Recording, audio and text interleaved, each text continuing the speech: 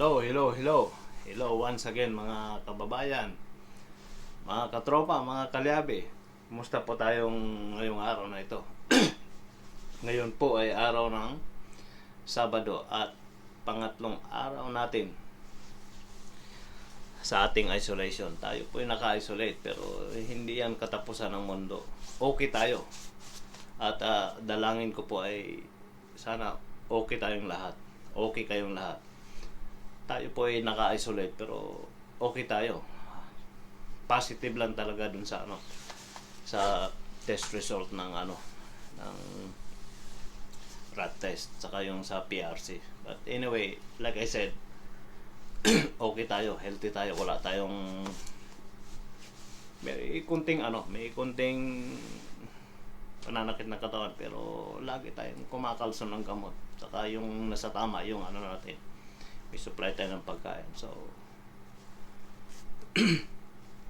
meron tayong kaya nung sinasabi ko sa inyo hindi katapusan ng mundo ito kahit naka-isolate tayo. Tuloy ang laban, attack. So meron tayong pag-uusapan ngayon, meron tayong magandang topic ngayon. So please lang, medyo mahaba-haba pero panoorin nyo hanggang dulo. Pulot aral ito, lalo na sa akin mga kalyape. So but anyway, before that, i-shoutout ko muna yung aking pinsan, yung aking isa sa aking mga kamag-anak na lately ko lang nalaman ay nagba-vlog din sa sa YouTube, si pinsan Mr. Richard Cataylo from Barangay Bahumpandan, Dumaguete City. Yan po yung ating hometown natin yan Tayo po ay lumaki. Hindi naman totaling lumaki, hindi naman ako malaking tao, pero yan ang pinanggalingan ko, yung Barangay Bahumpandan, Dumaguete City. Diyan po tayo naglalagalag nung araw. Hindi ko masasabing doon ako lumaki kasi hindi naman talaga ako masyadong malaki. Yung pagiging magandang lalaki, kayo na ako maghuhusgan yan. So anyway, yun. Shout out ko yung aking pinsan, si Richard Cataylo. Siya po ay nagba-vlog, as far as I know, ang content niya is patungkol din sa parte ng sasakyan, sa pagpipintura naman ng mga sasakyan. So siya po yung nagbibigay ng idea, nagfi-feed ng idea sa inyo, sa atin, kung paano ang mga paraan pagka tayo ay nagpipintura ng ating mga sasakyan. So suportahan natin ang kanyang channel. So dito tayo ulit sa yung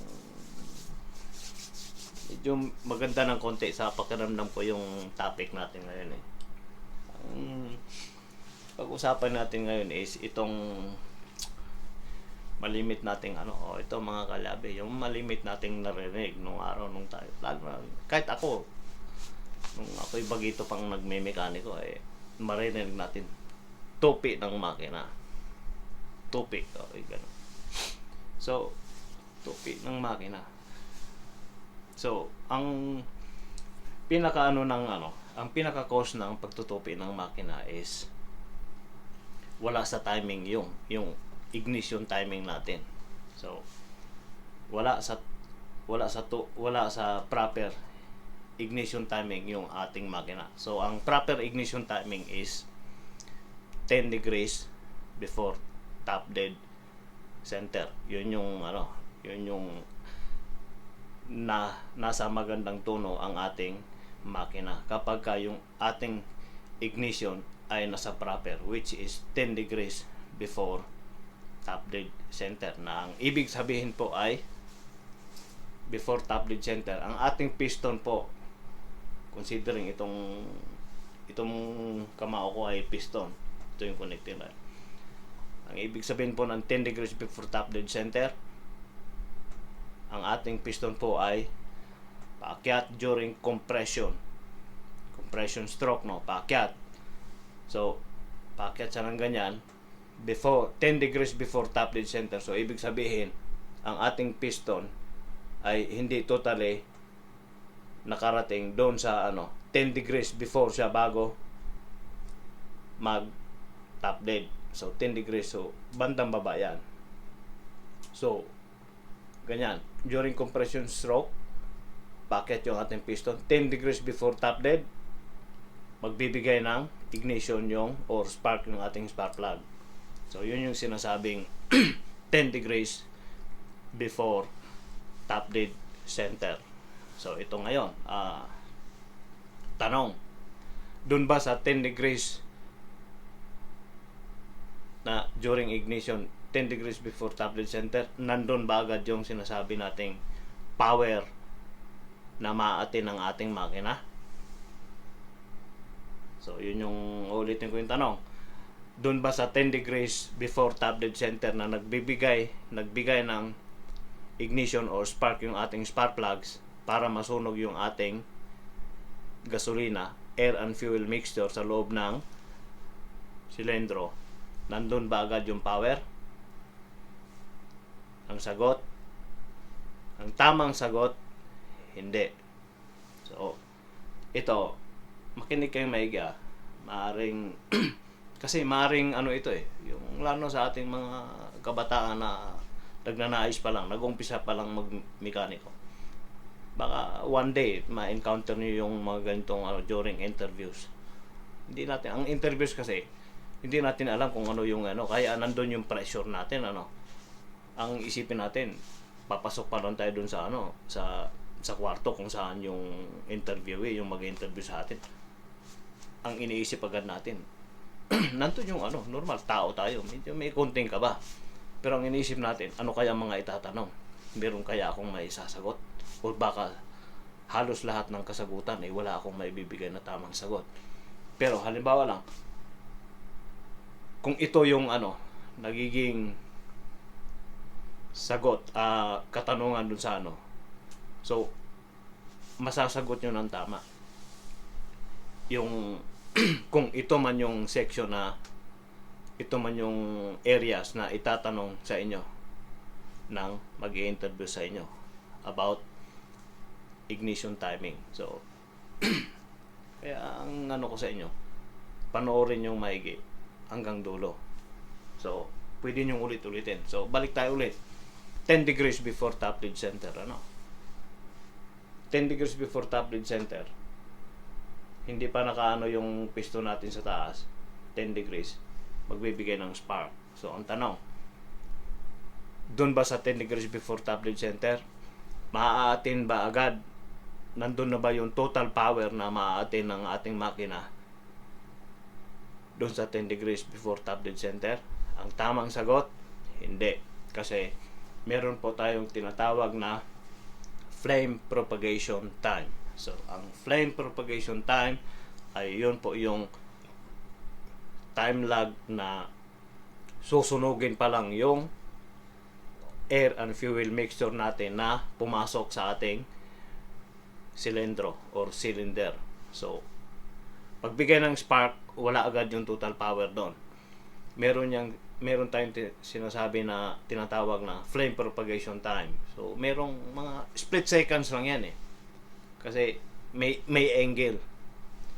So susunugin mo na yung pagbigay ng spark, susunugin mo na yung gasolina at hangin na pumasok doon sa ating silindro.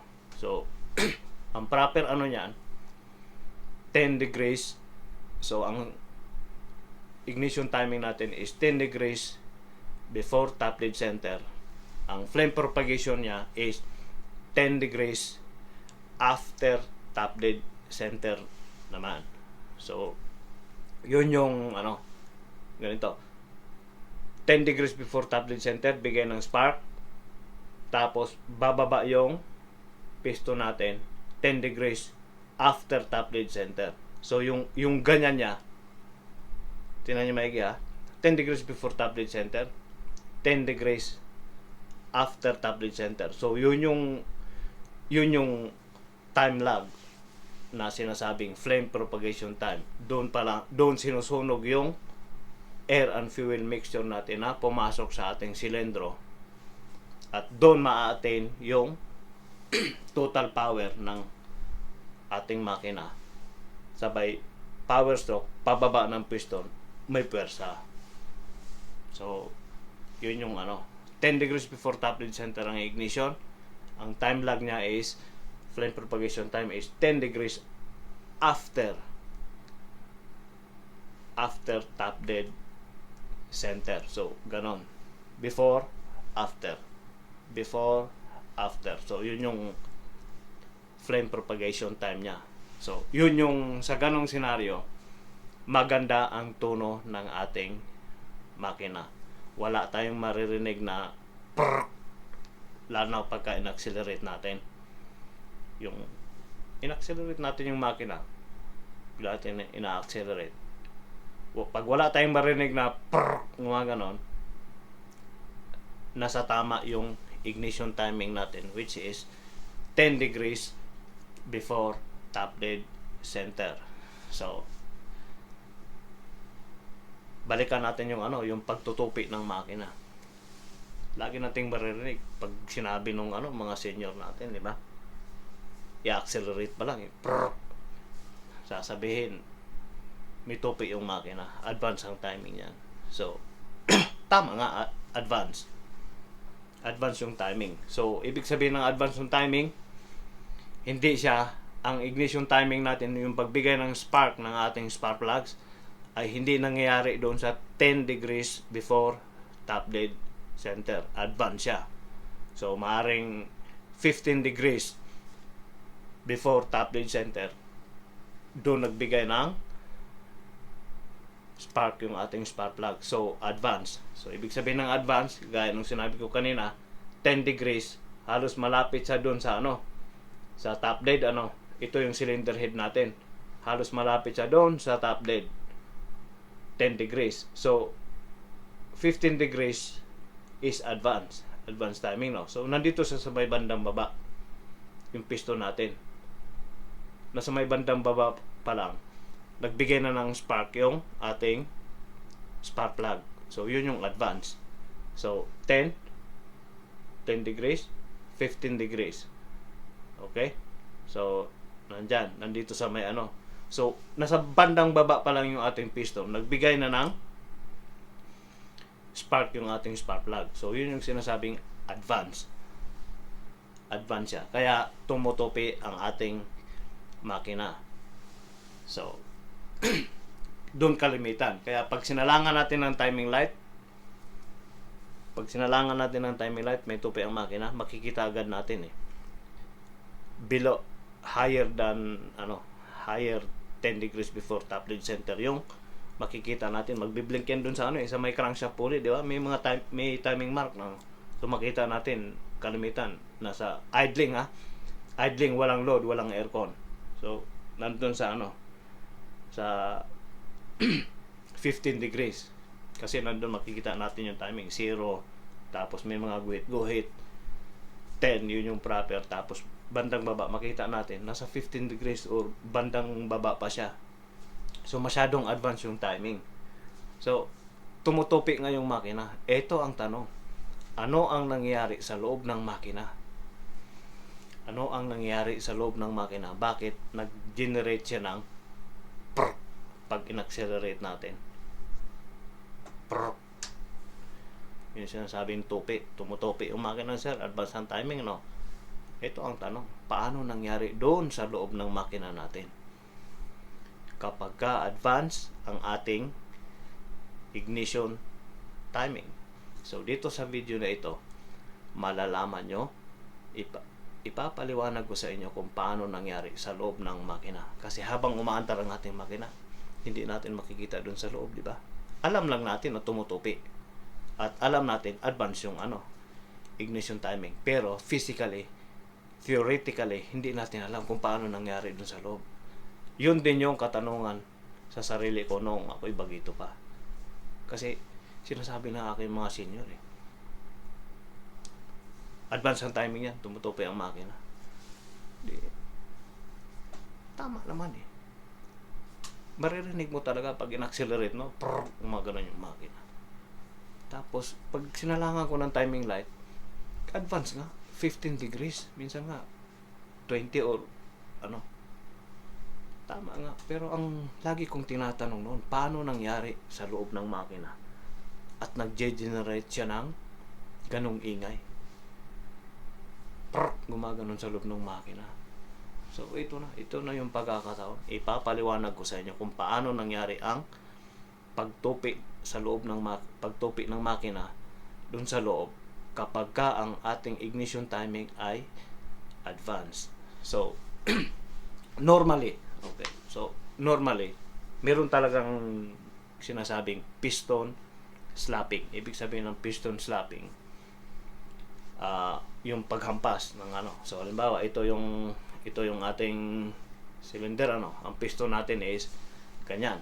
So ganyan. So meron tayong tinatawag na minor thrust force at merong major thrust force. So ulitin ko. Minor thrust force, major thrust force. So tanong, anong strokes nangyayari ang minor at major thrust force? So, napakadaling sagutin. Ang tamang sagot, nangyayari po ito during compression and power strokes. So, alam naman natin lahat na kapag ang 4-stroke engine ay merong intake, compression, power, and exhaust. So, nandito sa dalawa. Ulitin ko, intake, compression, power, and exhaust. So, ito, alisin ko itong dalawa para lalong maintindihan. Dito tayo sa ano. Nangyayari, yung sinasabing minor thrust force at major thrust force ay nandito lang sa dalawang strokes nangyayari. So, nandito sa minor, compression stroke, at power strokes. So, dito lang yan nangyayari.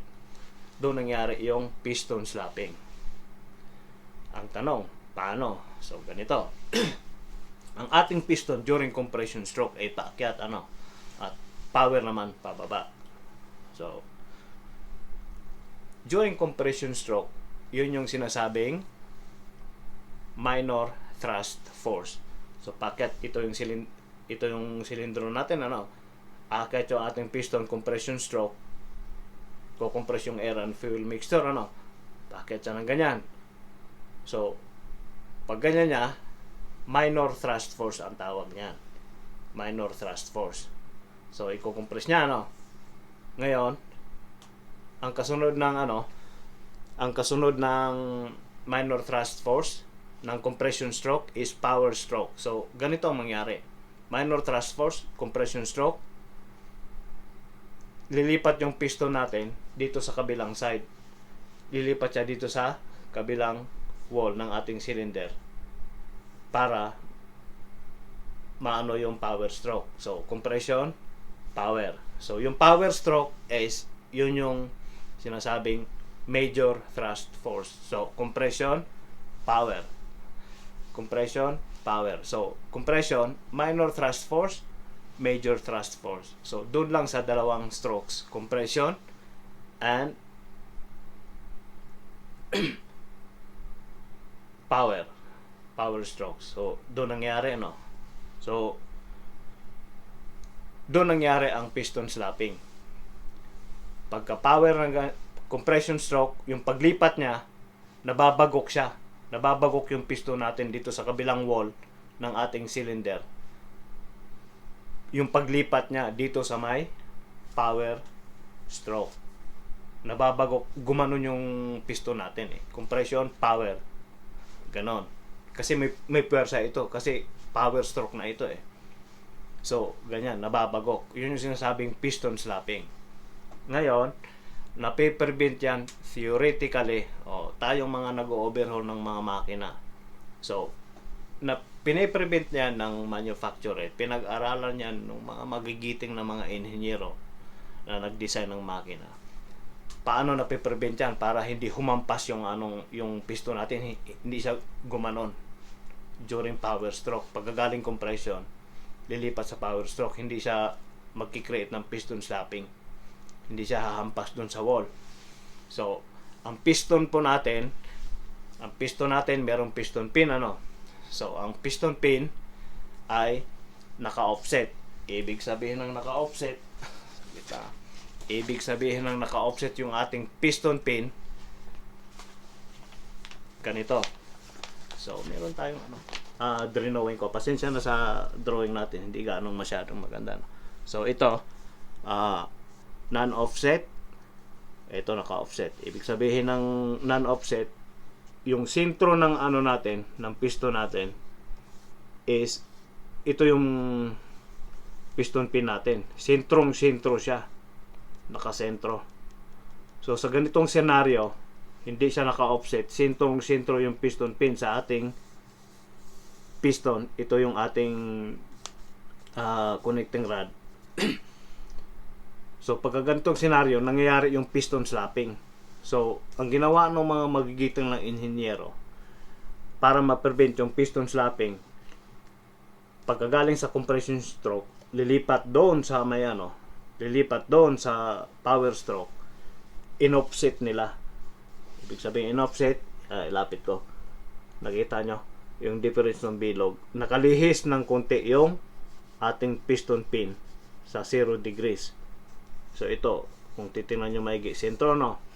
Ganyan. Non-offset siya. So ginawa nilang ganito, naka-offset ng konti. Nakalihis ng konti yung piston pin natin. Hindi sentrong-sentro na nakaano dyan, yung butas, pinakabutas ng piston natin, piston pin, kung saan sinasaksak yung piston pin. Okay, so sa ganong senaryo, kapag in-offset ang piston pin, ang mangyayari, napiprevent yung piston slapping. Paano?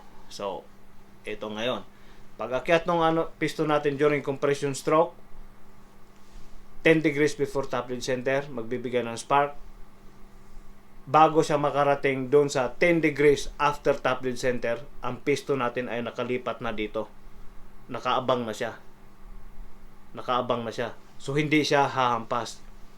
Bago niya ma-receive yung flame propagation time, yung piston natin ay nakapwesto na dito sa may major thrust force. So, sana mag-get nyo. Pwede nyo ulit-ulitin itong video. So, yun yung prevention nung prevent nila yung piston slapping. Kaya in-offset nila yung piston. Compression, 10 degrees before top dead center. Dilipat agad yung piston natin dito sa may major thrust force.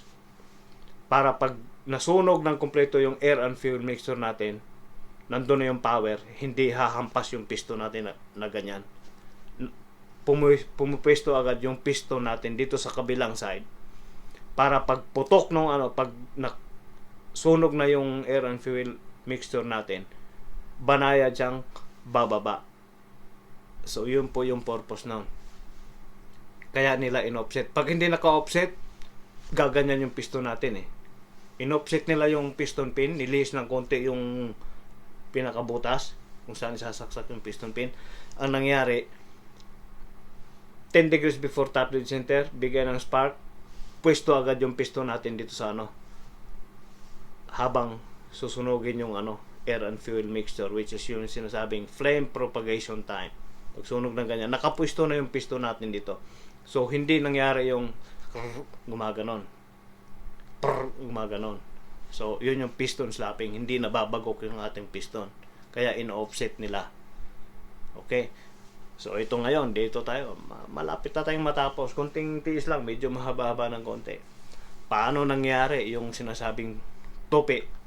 Naka-offset na yung piston pin natin. Pero bakit nagkakaroon pa rin ng spark knock, or sa lingwahe natin is pagtutupi ng makina. Sa English, spark knock. Okay? So, advance ang timing. Ito ang nangyayari. Ito ang totoong nangyari. Bakit? Kapag advance ang ating timing, kapag in-accelerate natin, maririnig natin, malinaw sa pandinig natin. Mga ganon, advance. Sasabihin, tupi yan. Pero, hindi natin alam paano tumupi dun sa loob ng makina. So, gaya nung sinabi ko, dito nyo malalaman sa video ito. Okay, tupi. Advance ang timing, kaya tumutupi ang makina. So, ito. Cylinder head natin, ito, piston. Compression stroke. nangyari advance 15 degrees. Ang proper nasa tono ang makina natin 10 degrees before top dead center. Okay, yun yung pinaka hinog, napaka swabe na ignition timing. 10 degrees before top dead center. Ngayon, ang pagtutupi, ang timing advance, nagiging 15 or 9, 16 or 17 or 18, 19, mataas doon sa ano, sa 10. So, ang nangyari, ganito. So, 10 degrees, yun yung proper, no? Ibababa natin yung ano kasi 15. So, dito pa lang, pakyat malayo pa lang 15 degrees. Okay? Dito pa lang, 15 degrees, nagbigay na ng spark yung ating ignition system. Spark plugs. Pang! Ganyan. 15 degrees. So, ang nangyayari, yung flame propagation time natin ay nangyayari 10 degrees before after top dead center. So, ang nangyari, yung piston natin gumaganon doon kasi 15 degrees nagbigay ng spark. So, flame propagation time, nangyayari yung total flame propagation time, yung time lag test na sinusunog yung air and fuel mixture doon sa loob ng ano, ng chamber before 10 degrees after top dead center. So, nandito lang, pag ganun pa lang, hindi pa nakapwesto yung ating ano, yung piston dito sa major thrust force. Halos pahalik pa lang siya dun Tapos nasunog na yung ano. So, ang mangyari, mapupwersa yung ano, piston natin. Gumanon. Na ano nyo, 15 degrees. O kung ulitin natin yung 10 degrees. 10 degrees, pagbigay ng spark, flame propagation, nandito nakapwesto na siya. Kapag ka-advance, 15 degrees, dito lang siya, nandun na yung ano, yung maximum combustion pressure na process nung ano, flame propagation time natin. So, ang piston natin, gaganon yan. Gaganon yan doon sa may kabilang dingding ng ating makina. So, doon nangyayari yon. Ay, split seconds lang yon. Kung ilang cylinder yung ating makina, 4 cylinders, 6 cylinders, or V8 man, ilang sunod-sunod yon. So, maririnig natin, gumaganon talaga. Maririnig natin kapag ka-advance ang ating timing. Kasi nasa bandang baba pa lang siya, nagbigay na ng spark. So, yung total combustion pressure niya, combustion process, nangyayari dito sa ano, before after top dead center. So, magsisek yung ating ano, kasi nandun na yung pinaka-total na puwersa nung ano pagkakasunog nung ano itutulak na yung ano puwersahin na yung piston natin pababa kasi nandun yung total combustion process. So, ang mangyayari, gaganon yung piston natin. So, yun na yung sinasabing tupi kapag ka-advance ang ating timing. So, sana malinaw po ba sa inyo? Pwede nyong ulit-ulitin yung video na ito. So, 10 degrees, banayad siya. Pag 10 degrees yung flame propagation time niya is 10 degrees after top dead center. So, 10 degrees, nakapwesto na yung piston natin dito. Spark, 10 degrees, tapos aakyat top dead habang nagsusunog. Pag na total process na yung sunog na talaga yung ano, yung combustion ano niya, yung pagkasunog ng air and fuel mixture, nakapwesto na yung piston natin dito. So, bababa na siya ng ganyan. Bababa na yung piston natin na walang ganon. So, pag advance, dito pa lang sa may bandang baba, nagbigay na ng spark yung ating spark plugs. Bago siya makarating doon sa tuktok, nasunog na lahat yung ano, na complete combust na yung ano, yung pagkasunog ng air and fuel mixture natin. Kaya ang nangyari ng piston natin, mapupwersa, gaganon, bago bababa. So, yun na yung parang marinig natin, parang lagitik. Lumalagitik yung ano, yun yung sinasabing tupi ng makina natin. Spark knock kung tawagin, spark knock, no. So, doon nangyayari yung ano, yung pagtutupi ng ating makina. So, sana ito pong video ito ay nakakapulot sa inyo ng aral. Kung meron man kayong hindi masyadong naintindihan, ulit-ulitin nyo lang itong video na ito. Mas lalo nyong maintindihan. Or pagka private message nyo ko para mag-usap tayo kung paano talaga nangyayari yung pagtutupi ng makina. So, pagmula ngayon, alam na natin mga kalyabi, mga tropa, mga kababayan, kung ano ang nangyayari doon sa loob ng makina kapag ka ang ating ignition timing ay naka-advance at tumutupi ang makina. So, pag nirib natin, advance yung timing mo. Lalo na kapag ka inon yung aircon, lalong kasi additional load di ba? Mga ganon. Pero pag binalik natin, itinama natin yung timing, ikutin natin yung ating distributor habang meron tayong timing light. Pag ilagay natin sa 10 degrees, which is yun yung proper ignition timing niya, 10 degrees before top lead center, nawawala yung tupi. Nawawala yung pag inerb natin, vroom, vroom, hindi yung mga ganon, no? So, ganon. Yun yung pinaka-theory. Yun yung theory ng spark knocks or yung tupi ng makina kapag ka-advance ang ating ignition timing. So, yan po ay isinishare ko sa inyo based on the book. So, ito po yung gaya naman sinasabi ko sa inyo Yan. So, yan. Minor thrust force, major thrust force, kung paano nangyari yung pagkakit ng piston, kung saang stroke siya. So, nandun nga sa dalawang strokes nangyayari yung piston slapping, pagtutupi ng makina, doon lang sa dalawang strokes.